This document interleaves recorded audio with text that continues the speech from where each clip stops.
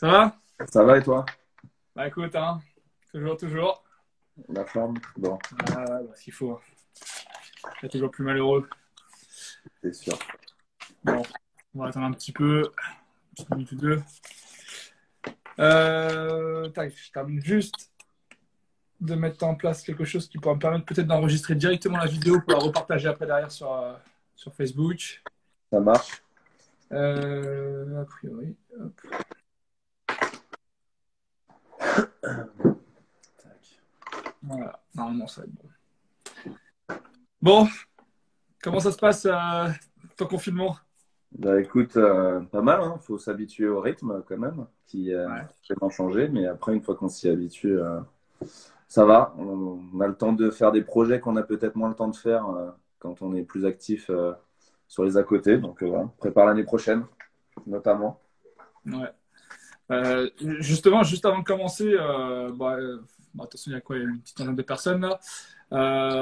Avant de rentrer dans le sujet, j'avais une petite question par rapport pour faire la transition par rapport à la dernière fois. Mm. On parlait d'autonomie chez les jeunes. Ouais.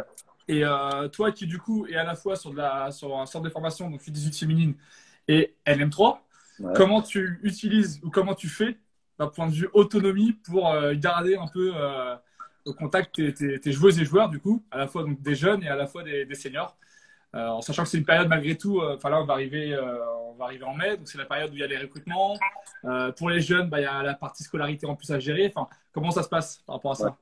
Alors après, très honnêtement, sur le centre de formation, déjà, c'est quand même, enfin, je suis pas responsable du centre de formation, donc ça, c'est la première responsabilité, elle va à Alexandre Tonnet sur ce point-là. Après, la chance d'avoir ces deux types d'équipes qui sont quand même des équipes dites compétitives, bah, c'est que les gens sont intrinsèquement motivés, donc l'autonomie, ils l'ont déjà quand même par eux-mêmes. Ouais, Donc voilà, après, bah, voilà, dans le groupe, notamment avec les seniors, on se lance des petits défis à droite, à gauche, voilà, pour essayer de garder un peu l'aspect ludique et puis avoir quelque chose qui nous rassemble encore jusqu'à la fin du confinement et ça, on verra quand.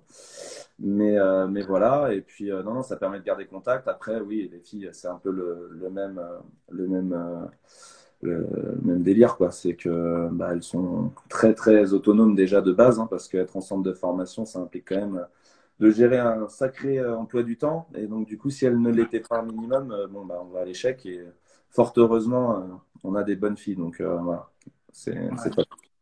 C'est vrai on arrive quand même sur des catégories, on n'est pas sur du U13, U15, entre guillemets, où il y a encore ce travail à amener, à faire comprendre pourquoi, etc. C'est la responsabilité quoi, par rapport au-delà de l'autonomie, en fait. Ouais, c'est ça. Bah, pour C'est- revenir à ce que tu disais, c'est que je pense que, enfin, ce que vous disiez avec Valentin aussi, c'est que l'autonomie, moi, je pense que c'est vraiment un point qui est très important. Alors après, l'amener, quand on voit toutes les caractéristiques et compétences qu'il faut déjà développer, c'est pas simple, mais je pense que c'est quelque chose sur lequel il faut s'atteler parce qu'au final, si on arrive à développer cette autonomie, bah, on a besoin de moins gérer de choses, puisque au final, c'est les joueurs et les joueuses qui vont le gérer. Et puis, sur tous les aspects, on va dire, enfin, senior, on en parlera peut-être, mais c'est au final que la continuité. Moi, c'est ma manière de fonctionner avec mes seniors, c'est quand même un groupe très autonome, mais parce qu'ils l'ont développé aussi en amont, quoi. Donc, voilà. c'est- J'aime bien comparer l'autonomie à de l'investissement, Mmh. clairement. Ça Ah peut bah effectivement, tu vas investir du temps au départ, tu vas mettre de l'énergie, voilà, tu vas pas voir les résultats tout de suite. Mais quand je dis tout de suite, c'est un lay-up. Clairement, qu'on se le dise, tu vas voir le résultat au bout d'un mois, 2 mois, un an maximum. L'autonomie, ça peut mettre 3, 4, 5 ans, ça peut mettre toutes les catégories jeunes. Mais à oui. la fin, effectivement, tu gagnes du temps quoi, sur tout, ce genre de phase, sur les intersaisons, effectivement le niveau senior, comme tu disais, on va en parler tout à l'heure, mais bah, effectivement, on est amené à s'entraîner un petit peu moins, donc peut-être qu'il y a des choses à faire en plus à côté. Donc effectivement, ouais, c'est l'investissement, quoi, clairement. Ah, clairement, clairement. Mais bon, ça a fini, je l'espère et j'y crois réellement, par porter ses fruits. Donc, on verra. Bon. Bah, écoute, avant de commencer, bon, à part dire ce que tu coaches, est-ce que tu peux te présenter un petit peu, pas en détail, mais voilà, dire un peu plus d'où tu viens et où tu es aujourd'hui finalement, quoi. Ouais, ouais, bah, très rapidement, enfin, déjà, dans le domaine du basket, moi je suis nantais, j'ai toujours été enfin, navigué autour de Nantes.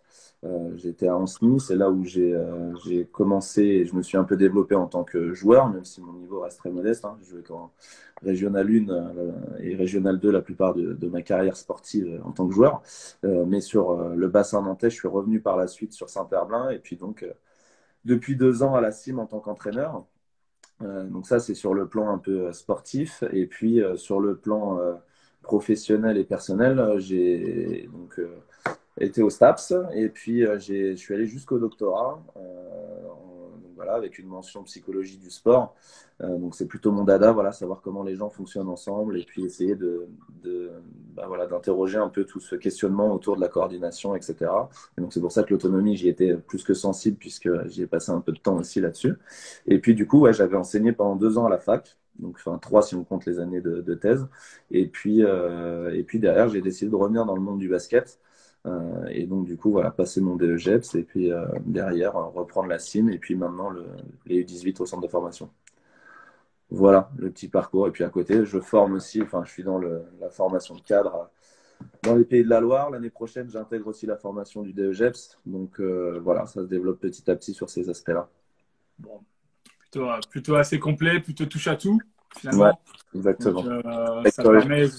ça permet justement d'avoir un peu plus de, si on peut appeler ça de la crédibilité, c'est même pas question de crédibilité, dans le sens où tout le monde pourrait en avoir et c'est pas, voilà, mais voilà, ça t'a permis de vraiment t'enrichir d'un point de vue expérience. Donc, forcément, à la fois, comme tu l'as dit, le dernier sujet avec Valentin et puis le sujet qu'on va mener aujourd'hui, voilà, ça va nous permettre enfin, ça te permet toi réellement d'être dans le vif, quoi, clairement. Ouais, carrément, carrément. Donc, non, c'est un vrai plaisir. Moi, j'adore débattre. Je suis hyper curieux. Donc, après, là, le but, on n'a pas la science infuse, hein, mais c'est d'échanger et puis voilà, d'émettre certaines opinions et puis en débattre, hein. Donc, clairement, top. Voilà. Bon, alors bon, là je vois on est ouais, un peu plus d'une vingtaine.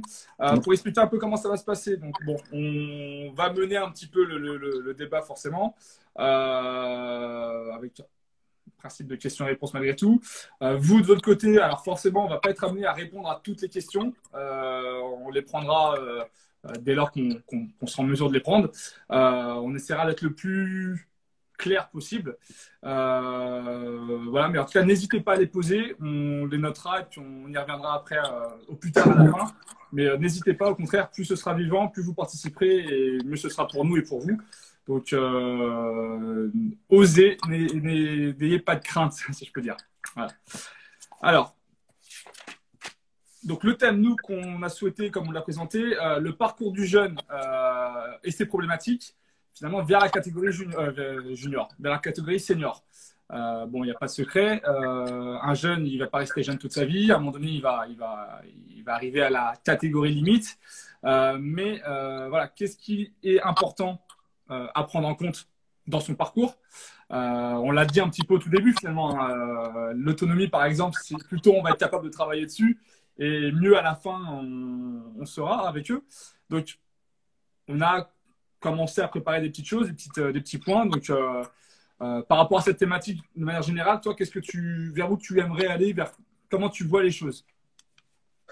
Moi, sur cette thématique, très clairement, enfin, bon, on avait un peu préparé, je t'avais envoyé quelques points importants. Moi, le premier point, c'est tout ce qui va être autour de la motivation aussi, puisque bah, on est sur un cursus qui va être assez long, et sur quoi on va être orienté derrière, comment les joueurs vont être orientés pour accéder au niveau senior, et puis surtout comment les garder aussi. Parce que mine de rien, accéder à haut niveau, c'est beaucoup de sacrifices et beaucoup d'intensité. Et bah, comment faire pour garder ces joueurs voilà, sur le long terme investis. Donc ça, c'était le premier point. Forcément, autour aussi bah, de l'autonomie, hein, ce qu'on a parlé, comment former des jeunes, ce vers quoi on veut les amener. Donc ça, c'était les premiers points. Il en découle forcément la spécialisation aussi précoce, parce que dans même notre sport et puis dans d'autres sports, bah, évidemment, il y a tout ce qui est le fait de commencer très tôt ou alors sur le tard, comment, pourquoi, enfin, qu'est-ce qui marche. Donc voilà, ça c'était les points un peu importants. Et puis aussi essayer de comparer bah, voilà, un entraîneur, parce que je pense qu'il y a aussi différents types d'entraîneurs. Et il y en a certains qui sont plus adaptés pour le public jeune, d'autres public senior. Pourquoi?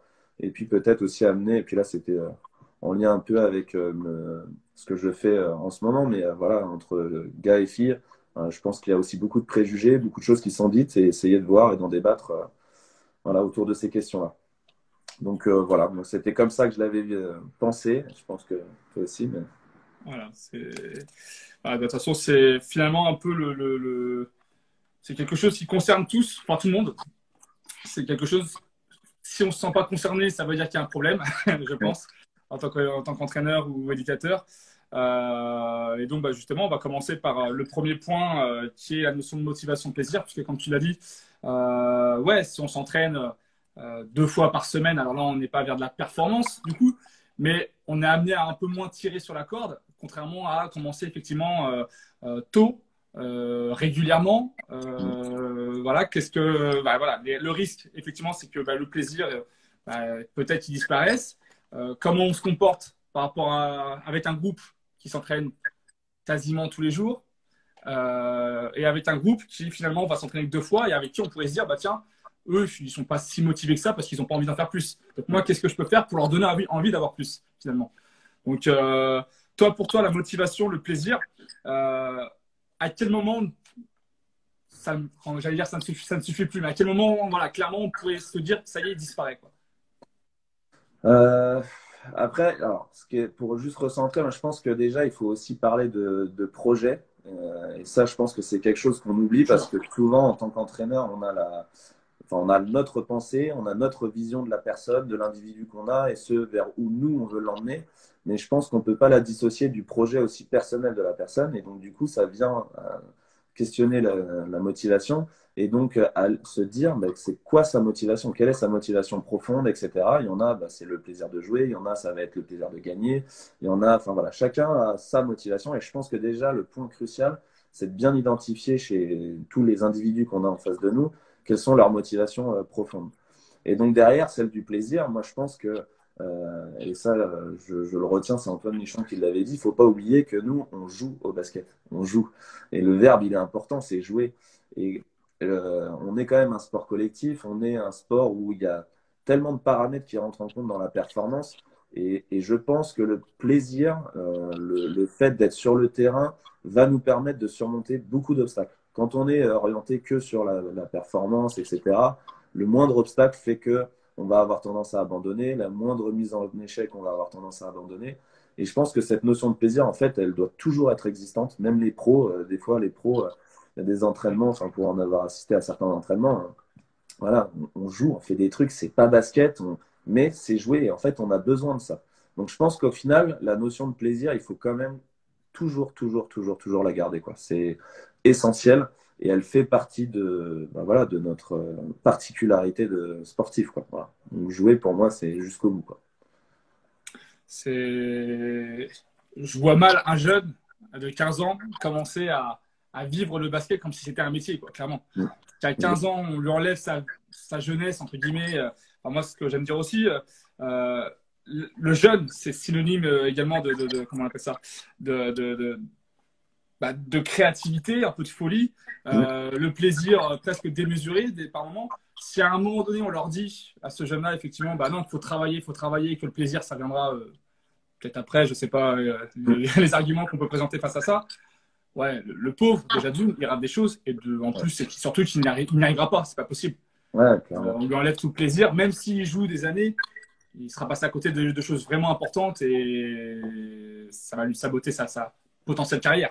Ah, clairement. Moi, enfin, pour rebondir sur ce que tu dis, c'est vrai que je pense qu'en fait, le projet qu'on initie et qu'on veut, des fois, pour certains jeunes, accéder à haut niveau, il est hyper important pour avoir la cible finale. Voilà, on sait que voilà, accéder au basket pro, on a à peu près les critères hein, pour être un joueur de basket pro, donc on peut le communiquer. Maintenant, il faut aussi que le joueur en lui-même, je pense, soit capable de bah, prendre du plaisir, voir ce qu'il aime réellement, voir ce dans quoi il peut être bon et après, c'est lui dire, par contre, si tu veux être encore meilleur et prendre encore plus de plaisir, et bah, du coup, il va falloir passer par certaines étapes qui, elles, sont peut-être moins plaisir.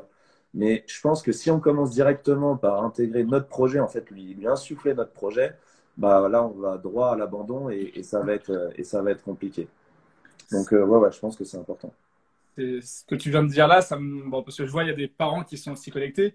Mm. Et ça me fait réagir par rapport à ça. C'est que des fois, et très souvent malheureusement, le rêve qu'on pense être celui du gamin, c'est finalement celui des parents par Mm. moment. C'est-à-dire que le père ou la mère qui a encore plus de motivation ou plus d'ambition, je ne sais pas, pour l'enfant, alors que l'enfant, finalement, il ne sait pas ce qu'il veut réellement parce qu'on ne lui a jamais réellement demandé. On lui a Mm. juste dit, c'est ça ton rêve, et donc lui, il fait que le répéter. Et à la fin, on se dit, bah tiens, il va en caler, bah non, il n'était pas si motivé que ça, quoi. Alors qu'en fait, non, il l'a jamais peut-être vraiment été. En tout cas, il a été motivé, mais pas pour le même projet final. Exactement. Et, et les C'est, sacrifices, comme tu l'as dit à un moment donné, c'était pas adapté par ouais. rapport à ce qu'il attendait derrière, quoi. Et c'est pour ça que, enfin, et en plus, qu'il faut, où c'est dangereux, c'est que ça vient mettre une vraie pression aussi sur l'enfant. Et de plus, en fait, c'est que la motivation qui est présente, c'est pas celle de jouer. La motivation qu'il a, au final, c'est de rendre fier ses parents parce qu'il estime que pour exister réellement et être aimé, au final, c'est le lien voilà, qu'il a pour lui pour essayer d'exister. Mais il est dangereux parce que le jour où les parents bah, ne font pas la machine inverse, c'est-à-dire de lui dire que c'est bien, ben voilà, il va être Il reste sur la bien touche, sous quoi. pression. Et Mm. ça c'est vraiment problématique. Et puis, bah, encore une fois, hein, je répète, mais le jour où il y aura des gros obstacles, bah, c'est pas son projet. Hein. Donc, c'est clair et net. Il y aura clash avec les parents peut-être, mais voilà, il y aura abandon derrière et c'est dommage. Est-ce que parfois, pour être toujours dans l'aspect motivation, plaisir, le jeune qui finalement, tu le sens pas faire les efforts à l'entraînement, alors je parle du jeune qui a 13, 14, 15 ans, hein. Je ne parle pas Mm. au-dessus, parce que je pense qu'au-dessus, le joueur en général commence à savoir un peu plus ce qu'il veut. À 15, 16, 17 ans, il y a les centres de formation, il comprend un peu plus les intérêts et surtout les sacrifices qu'il faudra faire. Ouais. Mais voilà, vraiment la catégorie en dessous, 15 ans et moins. Voilà, on se rend compte qu'à l'entraînement ou en match, il y a des efforts qu'il ne fait plus. Mm. Justement, alors toi qui es en plein dedans, comment tu vas te dire à un moment donné, ça c'est parce que finalement c'est pas son projet, même s'il me dit que c'est le contraire, hein. Il me dit que non, non, si, j'ai vraiment envie, mais finalement les efforts ne sont pas là. Est-ce que pour toi ça peut être quelque chose, finalement il sait même pas quel est réellement son projet, ou c'est parce que c'est un problème de maturité, de travail, et voilà, comment tu Mm. vois ça toi? Ah, après, là, on va aussi rentrer bah, dans une problématique, mais qui est existante partout dans tous les sports, en tout cas, et encore plus compliquée chez nous dans le sport collectif. Bah, c'est la question de l'individualisation. C'est qu'à un moment, là, il faut quand même prendre au cas par cas. Ce que je disais, hein, honnêtement, je pense que connaître la source motivationnelle réelle de chaque individu, c'est quand même la clé enfin, voilà, du développement et puis vraiment pour tirer la personne vers le mieux. Comme tu l'as dit, il y a des gens qui vont être très matures très tôt, avoir un projet bien défini, très structuré. Enfin, je donne un exemple parce qu'à l'époque, je l'entraînais et il avait été très surprenant pour ça. Et aujourd'hui, il joue quand même à un très bon niveau. C'est Antoine Dudy. Voilà, lui, mais très très tôt, il avait Ouais. un projet hyper cadré. Il savait où il voulait aller, il savait comment, etc. Voilà, un jeune comme ça, tu sais qu'à l'entraînement, tu fermes les yeux, il fait exactement tout ce que tu dis, voire même plus. Donc Mhm. déjà, ça ne s'entraîne pas pareil. Après, tu as ceux qui, comme tu l'as dit, ont en fait un potentiel physique et ou technique, qui en ont conscience ou pas d'ailleurs. Nous, c'est là où la place de l'entraîneur est importante, c'est qu'on se dit que s'il travaille un peu plus ça, punaise, ça peut être le joueur de demain, quoi. Ouais. Et ça, il faut réussir là, pour le coup, à vraiment comprendre aussi son projet, peut-être l'amener à découvrir, parce que oui, il y a son projet, mais je pense que nous, en tant qu'éducateurs, on est là aussi des fois pour questionner le projet, pour accompagner le projet, etc. Et que du coup, c'est là où on va avoir une place essentielle. Donc voilà, après, à quel niveau, ça c'est encore une fois le niveau de l'entraîneur qui permet d'être expert là-dessus pour développer ses points, quoi. Complètement.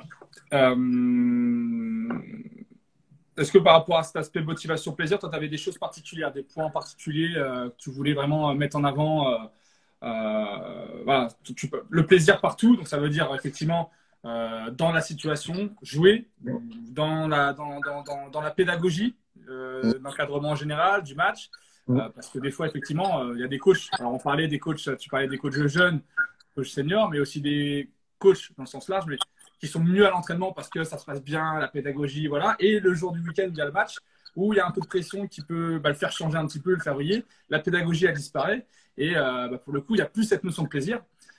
Est-ce que toi, par exemple, tu as déjà vu, ou tu as déjà été, ou tu as déjà pensé à un moment donné à pas des protocoles, mais des choses qui permettent justement d'être vigilant par rapport à cette notion de plaisir?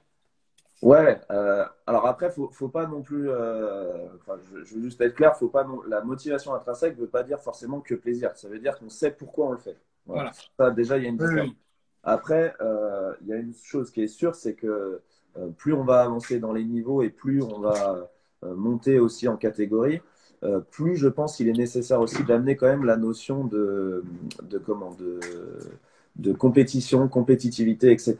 Il faut juste pas, et encore une fois, là, c'est une question d'équilibre, mais oui. Ouais. je pense que c'est nécessaire. On ne peut pas amener quelqu'un vers le haut niveau sans parler de réelle compétition. Ça ne veut pas dire que la personne ne veut que gagner ou quoi que ce soit. Il y a des joueurs, hein, certains joueurs, bon, il y a gagné, mais c'est pas leur priorité, quoi. Voilà. Ils vont construire réellement leur carrière sur un point qui, au final, n'est pas celui de la compétition. Mais pour autant, la compétition amène des compétences, des caractéristiques qu'on ne peut pas éviter, quoi. Voilà. Et ça, il faut quand même l'apprendre, comment réagir à la défaite, comment réagir à la victoire, comment rebondir sur une saison, etc. Et donc ça, c'est important. Après, des protocoles, je veux dire, j'en ai pas forcément plus que ça, mais je pense que c'est tous les petits détails à côté, même dans la manière de parler, la manière d'amener son exercice. De se déplacer. Exactement. Et l'objectif, en fait. Il faut juste être sûr. Des fois, un même exercice, avec s'il a des objectifs et des visées différentes, et ben, en fait, ça devient pas du tout le même exercice. Voilà. Clairement. On sait pourquoi on le fait. Donc, voilà. Et ça, faut être très au clair. Plus on veut aller vers le bon niveau, plus il faut être au clair sur à quoi sert ma séance. C'est ça. C'est exactement le sens qu'on va mettre derrière ces exercices-là. L'exemple tout bête. Alors là, je vois qu'il y a une question de Bastien Demeuré. Ouais. Euh, alors, toujours sur la question pour développer le plaisir chez les jeunes, est-ce que tu accentues le travail sur les points forts de chacun ou de réduire les points faibles? Bah, en plus, ça rejoint un peu ce que tu viens de dire au final, par rapport au fait d'évoluer dans les catégories, dans le niveau de jeu avec la compétition. C'est qu'à un moment donné, effectivement, je pense, et puis tu pourras peut-être le dire, mais le fait plus je monte en niveau, plus je sais l'importance de la compétition et que je suis prêt aussi à être confronté aussi à l'échec, parce que Mm. je le gère mieux, plus je peux être en mesure justement d'être peut-être plus en difficulté lors de mes entraînements et donc de travailler plus les points faibles au final. Ouais. Toi, par rapport à ça, ton avis, clairement? Bah, très clairement, moi je pense, alors après on pourra peut-être en discuter un petit peu plus tard sur tout ce qui est spécialisation, enfin en lien aussi avec la spécialisation précoce, Ouais. mais je pense que en tout cas, il y a forcément un moment où il y a quand même des prérequis pour l'accès au niveau, cela on peut pas, enfin, on peut pas les enlever, il y a quand même des minima et donc ça, on est obligé de les transmettre voilà, aux joueurs et de préparer les joueurs à ça. Donc ça veut dire qu'il y a des points faibles qu'on sera forcément obligé quand même de travailler à un moment parce que il y a un minimum qu'on ne peut pas accepter, voilà, qui n'est pas possible pour l'accès au niveau.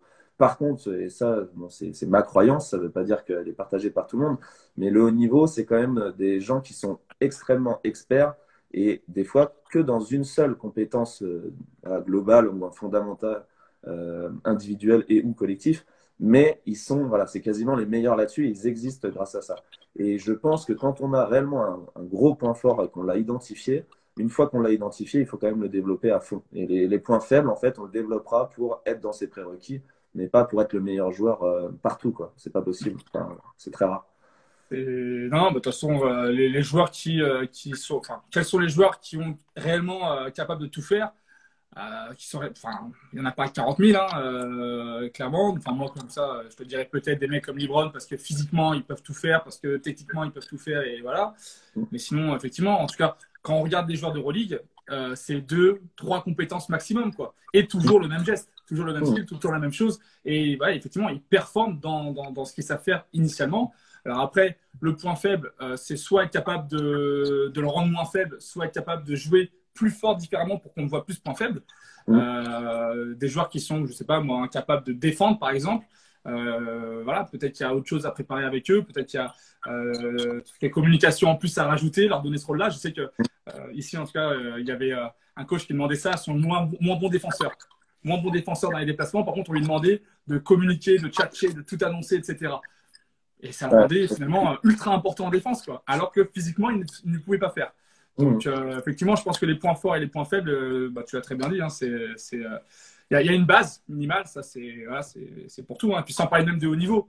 Enfin, je veux dire, on prend même, je sais pas, moi je dirais de la régionale, il y a une Ouais. base. On ne peut pas mettre un débutant, voilà. Mais effectivement, si on parle de détection à un moment donné, de recrutement, on ne va pas recruter un joueur parce que enfin, c'est rare qu'on ne prenne pas un joueur à cause d'un défaut. Je veux dire, on va le recruter parce qu'il a telle et telle qualité, telle caractéristique, mais pas forcément pour oh, bah tiens, il a ce défaut-là, donc on ne va pas le prendre. En général, on fait avec, quoi, justement. Ouais, bien sûr. Mais je pense que, en tout cas, à haut niveau, les vrais facteurs limitants, au final, c'est ceux qui sont d'ordre plutôt psychologique, etc. Sans parler de mental, mais en tout cas d'intégration dans un groupe, etc. Le nombre de joueurs ou joueuses qui ont des talents, mais monstrueux, baskettement parlant, mais qu'on vient refuser, la plupart du temps, c'est parce qu'ils n'arrivent pas à travailler avec d'autres personnes. Et là, ça devient un facteur voilà, très important. Mais les compétences basket, voilà, tout le monde a des points faibles, mais voilà, ils ont des points forts qui sont extrêmes. Donc c'est pour ça que ça revient aussi sur l'échelle de la motivation et tout. On parle de détection très rapidement, même si ce n'est pas l'enjeu, mais à un moment, ça en fait partie, quoi. Et je pense que la priorité, c'est autonomie, motivation et puis intégration dans un groupe. Si on a ces trois choses-là, la personne, généralement, elle va progresser, mais Mm. à tous les niveaux, quoi.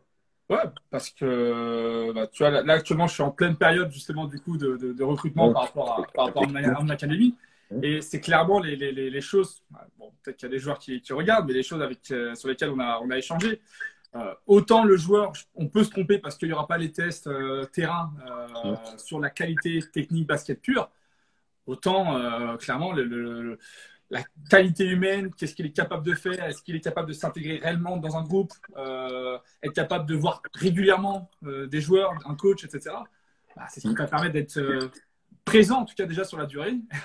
Et ensuite, donc forcément, je pense que quand tu es présent et comme tu l'as dit, le joueur arrive à trouver encore du plaisir par lui-même et autonome, il y a très peu de facteurs qui vont faire qu'il ne va pas progresser, quoi.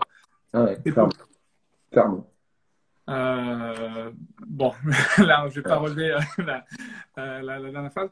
Euh, Est-ce que tu veux qu'on enchaîne sur la partie spécialisation, tout ce qui est précocité, ou tu avais des choses en plus à voir toi, par rapport à...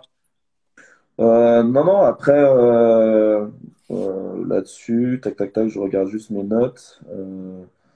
Non, après, ce que tu disais notamment, enfin, pour faire aussi juste le petit parallèle sur beaucoup ou peu d'entraînement, la charge d'entraînement aussi, et là, la motivation, forcément, elle a un impact. Et enfin, je pensais notamment à tout ce qui est, voilà, essayer de casser la monotonie pour éviter les blessures, parce qu'on sait aussi que, voilà, quand on est, si on est sur une motivation que par le résultat ou des choses comme ça, bah forcément que le jour où il n'y a pas de résultat, ça vient aussi amener des vraies problématiques, voire des arrêts ou des blessures ce qui, voilà, je le souhaite à personne.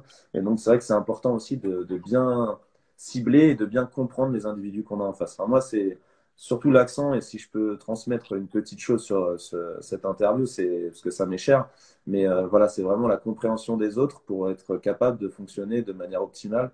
Et nous, et donc ça, il faut vraiment se connaître personnellement en tant qu'entraîneur et aussi vis-à-vis de ses joueurs, quoi. C'est important parce que c'est comme ça qu'on va créer des relations de confiance et puis tirer le meilleur de ses joueurs et joueuses. Voilà. C'est très important et c'est très souvent ce qui se passe justement par rapport des fois des coachs qui vont présenter on va dire par exemple des projets de jeu, des manières de fonctionner et qui ne payent pas. Alors, au départ, c'est pas ce qui plaît le plus aux joueurs, mais les joueurs vont se dire confiance, c'est le coach, il sait où il va, on va l'aider et on va aller dans ce sens-là, donc il n'y a pas de problème. On ne prend pas forcément de plaisir, on se sacrifie entre guillemets, et à la fin, on voit que les résultats, ça ne vient pas. On voit pas comment les résultats peuvent venir. On se rend compte même que le coach, il commence à ne plus y croire parce qu'il change aussi de façon de faire. Clairement, c'est presque déjà fini, quoi, presque. Ah non, bien sûr. Bah, après, à titre d'exemple, parce que c'est un peu ce qui m'était arrivé, enfin, ce qui m'est arrivé il y a 2 ans, la première fois où je prends les rênes de la M3 à la CIM, voilà, avec un groupe, il était ce qu'il était, ses défauts, ses qualités, mais le projet de jeu déjà humain qu'on peut avoir, il est très important, même s'il n'y avait pas tous les tenants aboutissants sur le recrutement, etc., mais qui était quand même important. Et puis derrière, il y a la croyance en son projet. Voilà, on instaurait quelque chose, à ce moment-là, des choses qui étaient différentes des coachs précédents, avec bah, une Ouais. personne différente à la tête. Et forcément que ça met du temps. Et bah, pour l'info, voilà, on commence avec 2 victoires, 9 défaites en première phase. Et tu te dis que ça va être très compliqué et puis tu vas descendre. Et puis bah, j'ai pour le coup vraiment cru en mon projet, cru aux gars qui étaient avec moi. Et je pense qu'ils l'ont bien rendu. Et derrière, bah, 9 victoires, 2 défaites et tu te maintiens. Et là, c'est là où, voilà, des fois, il suffit de pas grand-chose. Il suffit Voilà, c'est des détails hein, à un bon niveau. Mais comme tu dis, la croyance en son projet et puis faire en sorte que les personnes avec toi y croient, c'est pas toujours simple. Mais c'est ce qu'il faut chercher à faire, je pense. Et, bah, surtout que là, aujourd'hui, encore il y a peut-être, allez, j'allais dire 10 ans, mais non, même encore avant, il y a 15-20 ans, le coach était la personne sachante. Donc, il disait et ça Exactement. faisait. Et donc, finalement, il n'y avait pas tous les doutes qui pouvaient naître à côté de ça. Aujourd'hui, là, on parle de senior, mais presque, même maintenant, presque DU15 maintenant, j'ai envie de dire, il y a une demande d'information de la part des joueurs. Ils veulent savoir pourquoi on fait. Il y a la curiosité, il y a l'avis qui est donné. Enfin, c'est Mm. voilà, c'est comme ça. C'est pas question de génération, c'est l'époque qui est comme ça. Euh, c'est ultra important non plus d'imposer simplement une vision. C'est Mm. clairement au-delà. C'est même pas de l'enseigner finalement. C'est adhérer, mais adhérer, fédérer. Ça va beaucoup plus loin que ça en fait au final. Bah ouais, ouais. Et puis, enfin, juste replacer ce terme encore une fois, mais surtout vis-à-vis de l'autonomie, nombre de coachs que j'ai pu voir à dire, mais punaise, il est bête, quoi. Pourquoi il n'a pas vu ça ou il sait pas ça? Mais quand est-ce que c'est lui par lui-même qui a réfléchi à ça? Est-ce qu'il a réellement compris? Enfin, moi, il y a une notion, c'était euh, Antoine Michon, encore une fois, là, qui m'avait enfin, sensibilisé sur ce point-là, de me dire, mais est-ce que tous tes joueurs connaissent les espaces clés et pourquoi et comment, etc. Ouais, Et là, tu te dis, tu réfléchis, tu te dis, bon, moi, les espaces clés, je les connais, bon, normal, hein, avec les formations d'entraîneurs, etc. Mais maintenant, est-ce que eux sont réellement au courant de ça? Et tu te rends compte que pas toujours. Et du coup, tu dis, comment après, tu veux que tes joueurs ou ces joueurs-là soient autonomes, comprennent le jeu et une lecture de jeu, etc. Ah bah, déjà, je pense qu'on a oublié de leur donner, en fait, les vocabulaires pour parler notre langue, quoi. Et c'est ça, ça. c'est voilà, donc je pense que c'est important, comme tu l'as dit, aujourd'hui le coach n'est pas le sachant, il sait des choses, c'est sûr, mais je pense que c'est aussi la personne qui, moi j'aime bien cette image de guide en fait, qui Ouais. voilà, propose quelque chose, un chemin, mais par contre on va y aller ensemble. Moi je dis ça, maintenant je vous écoute, et puis en fait on va le faire à notre façon, pas ma façon, mais notre façon, moi plus les joueurs. Et ça, je pense que c'est aussi un point important parce que ça développe aussi du point de vue des jeunes, hein, le faire avec des jeunes, même si on va quand même un peu plus cadrer, parce qu'ils ont un peu moins de connaissances basket et d'expérience basket, mais évoluer avec eux là-dessus, et je pense que c'est voilà, tout le monde est gagnant. On va faire ça. Ouais, et puis le plaisir d'apprendre, même avec des seniors. Mmh. Un- un- un- j'ai une réaction d'un joueur qui a redécouvert des choses, que ce soit des codes, des principes défensifs ou offensifs, peu importe, les placements, comme tu l'as dit, Mmh. de se rendre compte, putain, ça fait 15 ans que je joue au basket et j'ai appris ça.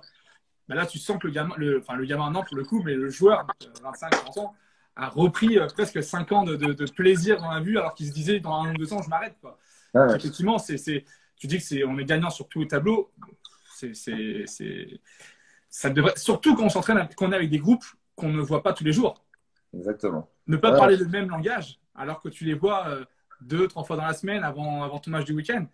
Tu te tiens de mal dans le pied. Bah, c'est énorme quand on voit en plus voilà, une équipe qui va s'entraîner 2 fois dans la semaine et une équipe par exemple qui va s'entraîner 3 fois par semaine. Déjà, tu fais le ratio à la fin de l'année, il y a une équipe qui s'est entraînée quasiment 1 fois et demie de plus qu'une autre équipe. Donc ça veut dire qu'elle a une saison et demie de plus que l'équipe qui a fait que 2 entraînements dans la semaine. Si à ça t'ajoutes par exemple une mauvaise préparation ou en tout cas une mauvaise vision de tes entraînements, donc déjà tu vas encore reperdre du temps dans ce temps-là. Et en plus, comme tu le dis, quand tu n'as pas bien décelé ou que tu n'arrives pas à communiquer avec tes joueurs et que pour leur faire entendre quelque chose, ça va te prendre 3 entraînements, bah, tu fais le bilan, tu dis qu'en fait, en un an, tu as, voilà, t'as travaillé en réel 3 mois. Quoi. Ouais. Et voilà. Donc, en En, termes de rentabilité, c'est important aussi. en sachant que le championnat N3, c'est de septembre à mi-avril. Ouais, Donc, c'est et tu clair. as un mois de trêve en janvier, enfin décembre-janvier. Enfin, oui, Ah, ta saison, elle peut être. Il faut avoir très bien décelé les choses, ou alors il faut être effectivement comme ta situation, nouveau coach qui repart avec vraiment quelque chose de nouveau, et du coup, bah voilà, il n'y a pas la lassitude qu'il aurait pu avoir avec un ancien coach, ou voilà. ouais, Effectivement, ça met du temps de mettre en place les nouvelles bases, mais on sait où on va, c'est nouveau, on sait où on va, et voilà.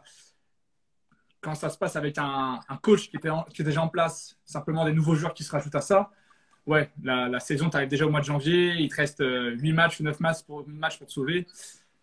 C'est fatal. Bah, c'est sûr. Bah, enfin, pour revenir sur cet aspect-là de motivation, c'est sûr, je pense on l'a peut-être tous vécu un moment, mais quand ça fait un certain nombre d'années que tu es avec le même entraîneur et que tu viens et rien qu'avoir la disposition pour ceux qui utilisent des plots, tu sais déjà l'exercice.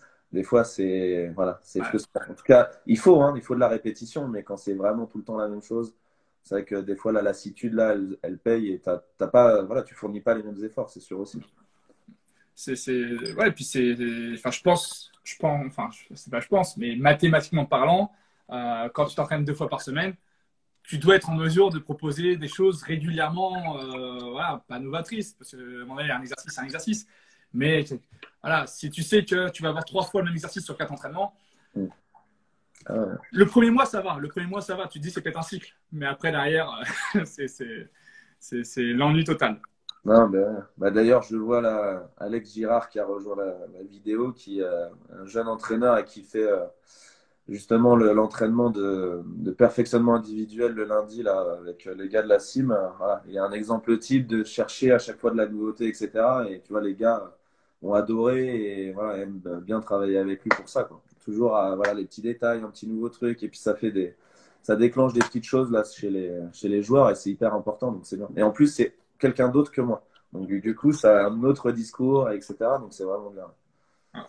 Tiens, petite parenthèse par rapport, bah, finalement, tout est lié à cette notion de plaisir. Tu vois, je pensais pas qu'on allait y rester aussi longtemps. Mais justement, ton avis sur le fait d'être capable, à un moment donné, dans une saison, alors à voir en fonction du nombre de fois où tu as ton groupe la semaine, Mm. mais être capable dans une saison de faire intervenir un coach différent sur 1 ou 2 entraînements, tu vois, consécutifs pour vraiment casser un peu les choses ou ton avis. Alors toi, c'est différent parce que malgré tout, avec tes filles, tu es dans un club bon, qui fait partie quand même des tops de la région, donc potentiellement tu peux récupérer ce qu'il y a de mieux aussi. Mm. Je pense aux joueurs qui n'ont pas qui sont finalement dans des clubs, on va dire pas de seconde zone, mais voilà du niveau région, voilà.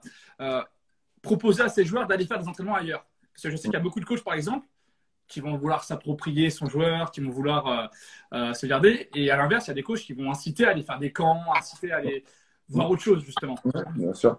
Et- Moi, mon positionnement, il est très clair, hein, et c'est comme on l'avait dit au début, hein. Déjà, je suis quelqu'un de très curieux, donc moi, ça me pousse à ça, à aller voir, à aller faire. Donc, moi, j'incite tout le monde à le faire parce que en fait, ma vision des choses, c'est que si, en tout cas, tu penses que tu fais des choses justes et bonnes, justement, bah, autant que les gens aillent vérifier par eux-mêmes. Et ouais. ça, c'est important parce que moi, je doute très peu à chaque fois que je propose un projet en me disant je peux perdre la personne ou je peux ne pas l'avoir, ça c'est sûr. Par contre, je lui dis ce que je peux lui offrir, je lui propose mon projet, je sais que ça, je peux le défendre. Et après, je lui dis, mais va faire les tests ailleurs. Parce que le jour où il va revenir et il y aura peut-être des couacs ou des choses comme ça, il sait pourquoi il est venu. Et c'est pas la Ouais. même que d'avoir fermé les portes, d'être chez nous et là de se dire, non, mais c'est bon, j'en ai marre, je vais aller voir ailleurs. Et là, on est sûr de le perdre. Donc, je pense que c'est hyper important. Il ne faut pas avoir cette peur-là. Il y a des joueurs qui vont peut-être partir un an, revenir. Enfin, voilà, il faut vraiment croire en son projet, etc. Et après, quand tu disais ça, moi je sais que j'aime bien aussi casser, et ça casse la monotonie, de trouver des nouveaux exos, des choses, comme tu dis, peut-être des nouveaux entraîneurs, etc. Maintenant, le danger aussi, il est dans les croyances.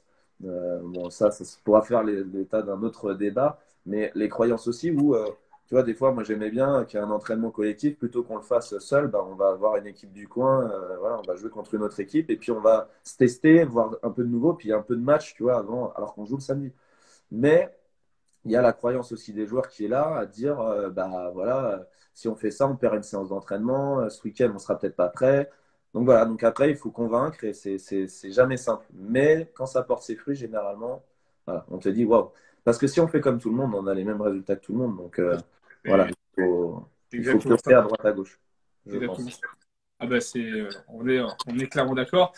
Et encore une fois, tu vois, la croyance, c'est aussi une histoire de communication. Mm. Je parle même pas de confiance, mais c'est de communication. Et être capable, encore une fois, de faire comprendre vers où on veut aller. Et effectivement, cet entraînement-là, le joueur voit ça comme un match. L'entraîneur, il est peut-être en train justement de corriger les derniers détails qui vont permettre la victoire du week-end, quoi. Parce que Ouais, sur un détail, parce qu'il a un doute sur quelque chose, il veut être sûr. Mais c'est encore une fois, c'est de la communication. Et ouais, effectivement, faut pas avoir peur enfin, peur. Faut pas hésiter à échanger. La non-certitude, c'est pas de l'incompétence. exactement. Non, D'accord. mais je pense que d'ailleurs, c'est un point crucial qu'il faut. C'est comme on dit être courageux, c'est pas avoir peur. Non, non, on peut avoir peur. C'est qu'est-ce que tu fais en réaction à la peur. Voilà, c'est ça, être courageux. Et là, par rapport à ces points-là, je suis entièrement d'accord avec toi. Le fait, un moment, de savoir, enfin, un truc tout bête, voilà, des fois, souvent, on retranscrit en tant qu'entraîneur aussi ce qu'on a aimé, pas aimé en tant que joueur, etc. Et puis les connaissances qu'on a. Voilà, Mm. souvent, un meneur, il n'est pas à l'aise avec les intérieurs parce que, bah, voilà, il n'a pas eu 30 ans d'expérience en tant que joueur à Ouais, l'intérieur, etc. Donc, plus compliqué. Maintenant, et le dernier point aussi pour aller dans cet argument-là, c'est le fait que déjà aussi, il y a des gens chez qui on va avoir un réel impact quand on va communiquer parce qu'on est exactement sur la même longueur d'onde. Et puis, il y a des messages qu'on va avoir plus de mal à passer à certains parce qu'en fait, bah voilà, on n'a pas le même biais de communication et que des fois, faire intervenir quelqu'un d'autre, on se dit, ouais, c'était pas super, mais en fait, c'était voilà, le bon ton de communication pour cette personne-là. Et là, tu as tout gagné. c'est Donc, ça. tu peux perdre, tu peux faire des paris perdants, mais il faut se dire que sur le moyen long terme, est-ce qu'ils seront gagnants? Et je pense que oui, clairement. Je pense que les personnes qui ont le plus gagné lorsqu'ils font des paris, c'est celles qui en font, hein, Ah, bah oui. de toute façon. Mais Donc, pour dire, enfin, reprendre une phrase, même si là, je vais écorcher un peu sa phrase, mais ce que disait Michael Jordan, et puis ça va aussi relancer, faire un peu de pub pour ces épisodes-là. Mais c'est lui qui disait, voilà, on retient les 15 tirs clutch que j'ai mis dans ma carrière, mais on oublie les 1000 que j'ai ratés auparavant. Voilà. Donc, c'est, ouais, tout est dit. On fait des erreurs, on aura des échecs, mais après, quand on retient celui qui a bien marché, voilà, on part gagnant avec ce point-là. Donc, c'est ça. C'est ça. important. Ouais. Alors après, par rapport là aussi où il y a un petit point de vigilance entre guillemets, c'est aussi d'un point de vue culturel ce qu'on peut être Mmh, aux États-Unis par exemple par rapport à l'échec, la culture de l'échec, et ce clairement. qu'on a en France. Je vais prendre un exemple tout bête par exemple, c'est la langue, parler anglais, Mmh, parler anglais. On va avoir cette gêne en France, alors là c'est un autre débat, hein, mais on va avoir cette gêne en France de parler en cours dans une autre langue parce qu'on ne sait pas faire, etc. Donc en France, on écrit très bien. Je pense qu'on écrit très bien l'anglais, on ne fait pas d'erreur. Par contre, dans les autres pays, et notamment dans les pays de l'Est, bah, ils ne savent pas écrire, ça c'est clair. Par contre, ils le parlent tous parfaitement bien parce qu'il n'y a pas cette gêne l'échec ou ne pas savoir, c'est pas calculé. Quoi. Donc, en plus, on a exactement. cette difficulté, nous aussi, Français, par rapport à ça. Quoi. Ah ouais, bah on a ce besoin, enfin, mais comme tu le dis, après là c'est aussi culturel, mais comme pour la langue, nous on est une langue très construite, et ça se ressent dans notre manière de faire, on a besoin voilà, de tout gérer, tout comprendre, tout planifier, etc. Et à un moment, il n'y a plus d'instinct en fait. Et eux, les Américains, c'est vrai que enfin, pas que l'instinct et c'est pas la base, mais je veux dire, voilà, on s'exprime, on fait des erreurs et puis on apprend de ses erreurs. Alors que nous, on réfléchit avant de faire des erreurs pour ne pas en faire, mais au final, on fait pas grand-chose non plus. C'est ça. Ou effectivement, on va faire des tout petites erreurs, mais on va avancer à tout petits pas. Quoi. Donc, Exactement. alors que le potentiel était. Non, mais c'est très intéressant. Et puis voilà, bon, encore une fois, je le redis, mais je pensais pas qu'on allait rester longtemps Ce point-là. sur ce premier point. Mais bon, effectivement, et puis je pense qu'il y a encore plein d'autres choses à dire de toute façon. Mais pour essayer d'aller un peu dans notre thématique, donc ensuite on souhaitait justement par rapport à cette motivation plaisir qu'on a bien décelé d'un côté et puis qu'on essaie de faire vivre toujours de l'autre avec le plaisir, il y a la problématique de la spécialisation. Mm. Alors, de plus en plus tôt, en plus. Ouais. Donc toi, par rapport à ça, qu'est-ce que tu vois comme, euh, comme frein, peut-être? Mm. Alors, les forces, on va les connaître éventuellement. On sait que bah, voilà, le joueur, plus il fait, mieux il sait. Bon, on ne sait pas trop, mais normalement, oui. Maintenant, les freins, qu'est-ce que ça amène? Ouais, ouais. Moi, je pense bah, donc là, ça va aussi reprendre un peu ce que j'ai dit avant, mais tout l'aspect monotonie, parce qu'à un moment, quand on fait toujours la même chose, on se lasse. Et donc ça, c'est quand même un danger aussi, parce que plus on a commencé tôt, je pense que tout le monde trouve du plaisir quand il se voit progresser, quand il se voit évoluer. Voilà, je pense que quand on a fait quelque chose, même si ça a été un peu dur, mais qu'on voit qu'on est meilleur qu'hier, voilà, on en tire une satisfaction, on avance. Le problème de commencer très tôt aussi, c'est que bah, du coup, on va avancer certes très vite, mais il va y avoir le passage où on va stagner. Et ce passage-là, certainement, va être dur à encaisser en se disant, mais bon, là, ça fait 15 ans, là, j'ai l'impression que ça avance pas, j'arrête et puis je fais autre chose. Et ça, je pense que c'est quand même un point de vigilance qu'il faut avoir.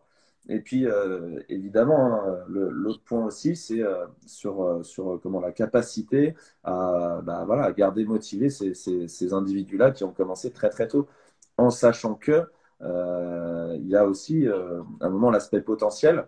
Et je pense que c'est une erreur de faire croire à des jeunes que plus ils commencent tôt, plus ils vont réussir. Parce qu'en fait, il y a tellement aussi de caractéristiques, notamment au basket, hein, qui sont de physique, l'ordre de la taille, qui sont de l'ordre de l'envergure, de la qualité athlétique. Enfin voilà, il y a des points qu'on ne peut pas anticiper. On ne peut pas savoir ça quand l'enfant est très jeune.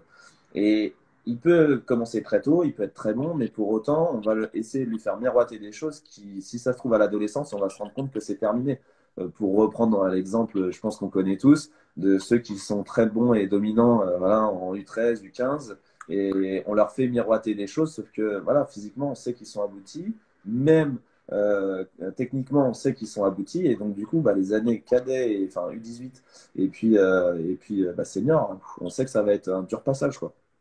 Donc voilà, c'est aussi sur le projet, parce qu'il y en a qui arrivent des fois avec de la fraîcheur, avec des qualités physiques et athlétiques à 18 ans, ils savent rien faire, mais par contre, on va leur apprendre tout de suite le bon geste, Ouais. et du coup, on va les développer bien plus vite. Voilà.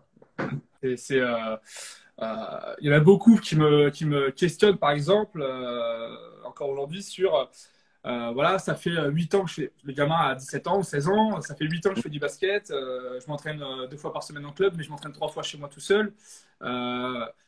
Effectivement, il me demande qu'est-ce qu'il faut faire pour réussir à atteindre le haut niveau. Sans être méchant, et encore une fois, il y a des exceptions partout. Mais le fait de s'entraîner sans correction, ça amène un problème, c'est l'acquisition de mauvais gestes ou de gestes parasites. Et on sait très bien qu'enlever un geste qui est intégré mais depuis des années dans le savoir du joueur, c'est un travail il faut presque faut arrêter l'école, il faut passer 10 heures à la salle, et c'est des choses psychologiques, moteurs. Enfin, c'est un travail qui est énorme. Donc effectivement, c'est pour ça qu'on arrive aussi à avoir beaucoup de joueurs qui deviennent professionnels et qui débutent leur sport au-delà du basket, mais à 16 ans, 17 ans. Je prends un exemple qui est parti à Vitoria, comme ça, en équipe de France, l'intérieur, qui a commencé à 17 ans. C'est Poirier, non? Oui, c'est ça, voilà, Vincent Poirier. Voilà. C'est l'exemple type. Lui, il a commencé, il a fait N1, et puis très vite, on lui a appris très vite ce que c'est que le haut niveau, quoi. Et lui, très vite, il était de toute façon dans cette volonté d'être dans ce projet-là. Donc maturité, fraîcheur, on y est, quoi. Ouais, exactement. Attends, j'ai vu là, il y a 2-3 questions. Ouais. Si ces mecs sont déterminés, on va citer Tipeee. Très clairement, là, je reviens à ce qu'on a dit, hein, il y a aussi des cas particuliers, et sans dire que c'est un cas particulier, il y en a. Et c'est pour ça que je ne dis pas de ne pas commencer tôt. Hein. J'ai jamais dit ça. J'ai dit attention. Pour moi, c'est se leurrer, et c'est de bien faire attention, de se dire c'est parce que tu commences très tôt que forcément tu finiras à un bon niveau. En tout cas, si tu t'entraînes bien avec les bons entraîneurs, etc. Ça augmente des chances probables, surtout d'avoir des bons entraîneurs et d'avoir du temps de jeu aussi. Parce que pour moi, c'est couplé, hein, c'est sur le terrain qu'on apprend réellement. Mais voilà, après, j'ai donné tout à l'heure le cas, tu n'étais peut-être pas là, mais j'ai donné le cas d'Antoine Dudy à une autre échelle. C'était pareil. Lui, à 12 ans, il savait exactement ce qu'il voulait faire. Donc voilà, c'est des profils, c'est des gens qui savent, qui vivent de manière planifiée. Et donc pour eux, je ne me fais pas de soucis. Maintenant, il y en a d'autres, voilà, c'est pas forcément sur les mêmes critères. Et répondre à Hugo, je fais dans la foulée, répondre à Hugo Vincent, n'est-ce pas trop tard au bout d'un moment pour se développer? Oui, mais en fait, ce qu'il faut mettre en parallèle, c'est pas quelqu'un qui fait pas de sport et qui commence à 18 ans ou à 16 ans.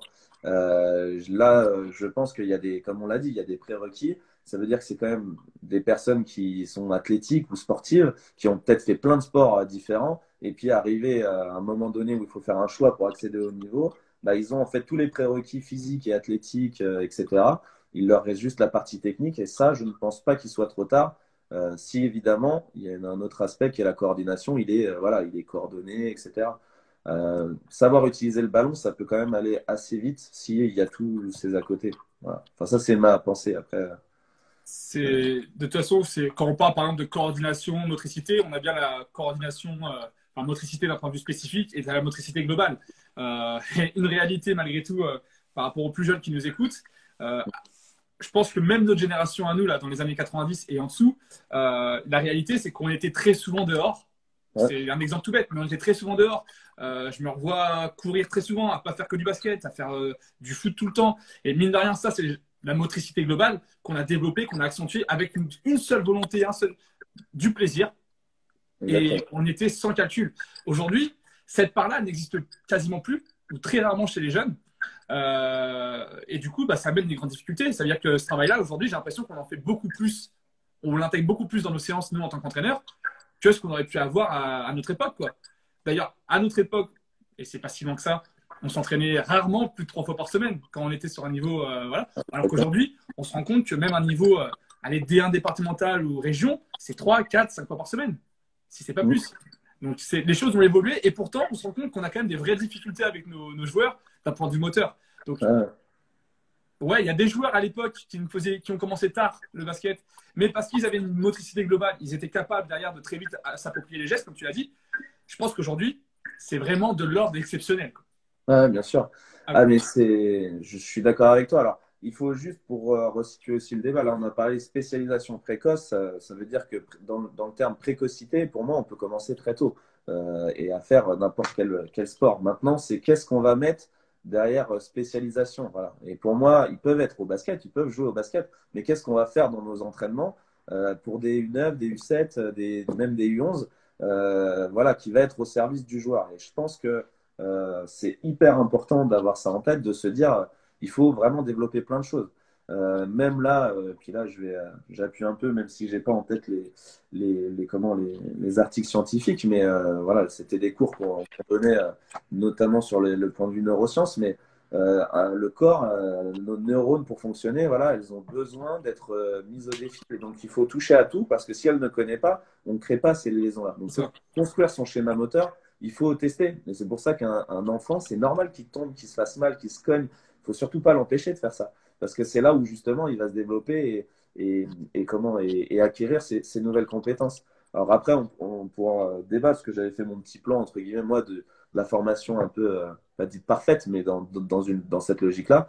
Mais juste pour dire aussi que c'est appuyé, pour ceux qui ne connaissent pas, par le DLTA, qui est un programme canadien à la base, qui a été adapté aussi au basket, etc. Et voilà, là-dedans, moi, j'y crois à fond, c'est que là-dedans, au début, on développe vraiment tout. Et puis, au fur et à mesure, on apprend à s'entraîner. Et puis, une fois qu'on sait s'entraîner, on apprend vraiment là à performer. Mais voilà, il y a des étapes aussi dans l'apprentissage qui sont importantes. C'est si je peux me permettre de finir enfin, de clore la parenthèse là-dessus, enfin parenthèse, c'est même plus une parenthèse, la problématique de faire de l'entraînement très spécifique et uniquement spécifique, des fois quand je vois dans des écoles de mini-basket où le joueur doit déjà apprendre à faire le double pas alors qu'il ne sait déjà presque pas attraper un ballon, enfin, s'il y a des entraîneurs qui nous regardent, enfin, clairement, je vous le dis, non, le joueur, il ne pourra jamais exploiter ce travail de tir en course comme enfin, ce travail. Non, c'est pas de travail, il faut oublier ce mot à ces catégories-là. Voilà, il y a tellement d'autres choses à faire avant de faire un tir ou faire une passe. Rien que l'attraper le ballon, on sait que c'est déjà des choses très difficiles. Et vous pouvez passer des semaines là-dessus à apprendre à attraper un ballon d'une manière ou d'une autre. Enfin, voilà, avant de penser justement spécialisation ultra précoce comme ça, parce que je pense qu'on est vraiment là-dessus, hein, mini basket, c'est là où tout peut se jouer. Sinon, bah, autant pas avoir de licence basket ou d'autres sports en sous U10 pour éviter ces problèmes-là. Mais je pense que les structures qui sont capables de mettre en place des protocoles, comme là tu l'as présenté, avec des choses assez évolutives, avec l'adaptation par rapport au profil du joueur, enfin du joueur, de l'enfant, bah, ça doit être primordial. Bien sûr. Que, bah, pour reprendre ce que, enfin, parce que je pense que c'était aussi sous-entendu dans sa question d'Hugo Vincent, là, il ne faut pas oublier qu'il y a des étapes d'apprentissage, voilà, ou en tout cas, c'est optimal pour développer certaines compétences, que ce soit la coordination, la vitesse, etc. Et c'est vrai qu'il ne faut pas passer à côté. Et quand on va passer notre temps à travailler juste un tir en course, bah, ok, alors peut-être qu'il sera l'expert de ce tir en course-là. Et encore quoique, parce que son développement physique va faire que ce qu'il a enregistré là ne sera pas la même chose que quand il sera plus vieux. Donc c'est pour ça que des fois, les adolescents, ils étaient bons à faire à quelque chose, et puis arriver en U17, ils ne savent plus quoi faire. Mais parce que le corps, il a pris 20 cm et forcément, il faut qu'il se réadapte. Mais il y a tous ces aspects de coordination de motricité qui sont hyper importants. Et moi, je le dis haut et fort, par exemple, je sais qu'à titre personnel, je ne suis pas un entraîneur pour ces catégories d'âge-là parce que c'est des compétences que, je ne maîtrise pas aujourd'hui. Et en plus, c'est un public qui est particulier parce que des très jeunes, pour les encadrer, voilà, j'admire tous ceux qui y sont capables. Mais c'est vrai que pour moi, tous les aspects d'appui, de savoir tomber, etc., c'est indispensable à ces âges-là, vraiment. Parce qu'on va rater sinon une étape. clairement. Et je me permets de dire, et c'est ça qui est problématique, qui est dramatique chez nous, c'est qu'un jeune entraîneur, quand il commence, quand il débute, Le problème, il est bien là. Tu viens de dire un truc important, c'est que tu admires des entraîneurs qui savent faire avec ces jeunes-là. Je ne pense pas que quand on commence à apprendre l'entraînement, on soit finalement adapté à ces publics-là. Et le problème, c'est Ah que ouais, très souvent, voire tout le temps, on y met justement les jeunes à coacher, à entraîner, à faire, entre guillemets, à se faire la main. ouais, bien Mais sûr. c'est des générations enfin, faut pas avoir peur du mot, qui sont bousillées derrière, quoi. Donc, effectivement, c'est un métier à part. C'est un métier à part. D'un point de vue pédagogique, d'un point de vue psychomoteur, il y a des choses qui s'inventent pas, hein. Et effectivement, c'est très difficile. Non, non, clairement. Euh, alors, bon, il nous reste à peu près 3-4 minutes là, avant que ça coupe. Donc, bon, éventuellement, de toute façon, c'est pas un problème, hein. On n'a pas de limite. Donc, s'il faut en refaire un, on en fera un, si ça te va. Ouais. Est-ce que, tiens, pour toi, avant de conclure, pour toi, qu'est-ce que tu aimerais bien pointer du doigt pour finir tes points de vigilance, pour faire le lien entre ce qu'on vient de dire par rapport aux jeunes, les problématiques, donc motricité, les problèmes qu'on pourrait avoir de non-motricité en précocité d'entraînement. Plaisir, ça c'est de début jusqu'à la fin, senior. Mais justement, est-ce que tu as d'autres choses, d'autres liens ou d'autres liens entre les deux, la catégorie jeune et senior? Ouais, alors d'autres liens, enfin, moi je pense qu'il y a aussi toute cette capacité, on va dire, à s'adapter. Et je pense après, elle vient plus ou moins naturellement. Il y en a qui en ont conscience et du coup qui s'appuient vraiment là-dessus. Mais je pense que la capacité d'adaptation, elle est aussi essentielle à avoir.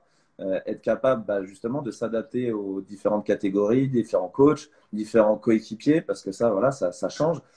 C'est savoir connaître, voilà, la connaissance de soi, je pense qu'elle est aussi très importante et il faut la développer et accompagner les joueurs là-dedans. Et c'est ce qui permet, je pense, à la fin, au niveau senior, de réellement savoir dans quelle zone on navigue et pourquoi on y navigue. Voilà. Et ça, c'est hyper important. Et quand je parlais d'adaptation, voilà, on parlait de motricité et tout, on sait aussi qu'il va y avoir des faiblesses, mais c'est avoir conscience de ces faiblesses et d'avancer dans ce sens-là, parce qu'il y en a qui veulent se persuader ou continuer, et pour le cas typique, c'est par exemple le shoot. Voilà. Il y en a, ils se pensent shooter, ils veulent être shooter. Alors oui, on peut le progresser. Je ne pense pas que ce soit une faculté innée, même si il y en a qui ont développé le sens de l'adresse beaucoup plus tôt et du coup qui y travaillent. Mais à un moment, il faut connaître, voilà, faut se connaître, faut savoir ses avantages, ses défauts. Et quand on arrive en senior et puis plus on avance en senior, bah, vraiment maîtriser ces points-là. Voilà, ça, je pense que c'est hyper important. Donc finalement, il y a quand même quelques mots qui reviennent très souvent sur tout le parcours. Mmh, Avec le premier, c'est le plaisir, mmh, dans tous les cas. exactement. Euh, Se connaître. Tu l'as Ouais, beaucoup dit, tu as parlé de se connaître en tant que coach. Je pense ouais, qu'un coach qui, de toute façon, enfin, si on veut être honnête, un coach qui se connaît va aider ses joueurs à se connaître également. Et à exactement. l'inverse, il y a peut-être des choses qui, peut-être une étape intermédiaire avant d'aller essayer d'aider les autres à se connaître. Je pense que, Ah, mais comme, enfin, et même dans la vie de tous les jours, hein, c'est quand on est apaisé soi-même qu'on peut être présent et allouer de l'énergie aux autres, hein. Si on ne l'est pas, c'est compliqué. c'est ça. Bon, je vois que ça nous affiche, il nous reste à peu près 1 minute 50, il nous reste. Bon, ben, Ok. on va arriver dans les clous, dans les temps. Donc, ouais, donc je disais, bah, la notion de plaisir, se connaître et l'aspect motricité, on va dire, Mm. qui nous permet finalement de gagner du temps, hein, peu importe à l'âge où on arrive, Ouais. alors dans le basket, mais dans le sport en général, hein, de toute façon. Euh, Derrière toi, est-ce que tu voulais rajouter en plus quelque chose? Bah, pour essayer d'aller très vite, mais c'est ce que j'avais dit là dans le terme de l'évolution. Moi, je pense qu'en tout cas, au début, il faut vraiment donner beaucoup de billes aux très jeunes, plein de sports, plein de choses différentes. Et limite, un animateur peut être capable de le faire, mais vraiment Ouais, capable d'accompagner. Une fois que voilà, le joueur a choisi un peu ses sources motivationnelles, bah, c'est être capable de l'accompagner et puis de les développer. Donc ça, c'est la partie éducateur, creuser, détailler, etc. Et puis après, quand tu arrives en senior, au final, c'est là où vraiment tu as le sens du coach qui va sélectionner les joueurs pour leur complémentarité, pour le joueur qu'il est devenu, etc. Et puis voilà, perfectionner ses points. Moi, c'est voilà, un peu l'ordre logique que j'ai dans ma tête pour la formation, etc. qui, Voilà. et qui me semble aussi, à mon humble avis, être ce qu'il y a de plus cohérent. Ok. Bon, bah, écoute, alors, une question, se diversifier pour être plus fort dans le spécifique. Exactement, ouais, c'est ça, hein, Hugo. Plus on est capable de touche à tout, entre guillemets, au-delà de sa spécificité, bah, plus on est capable justement de performer aussi, sans trop se perdre aussi. Le stage des grandes vacances est maintenu. Covid-19, on verra. Voilà. Bon, bah, Mehdi, je te remercie énormément. Merci à toi. Très Avec grand intéressant. plaisir. Au plaisir de remettre ça. Ouais, et merci à tous ceux qui sont venus aussi. Enfin, Ouais, parce que j'ai vu quelques noms passer, donc merci ouais, à vous. complètement, une petite trentaine. Donc,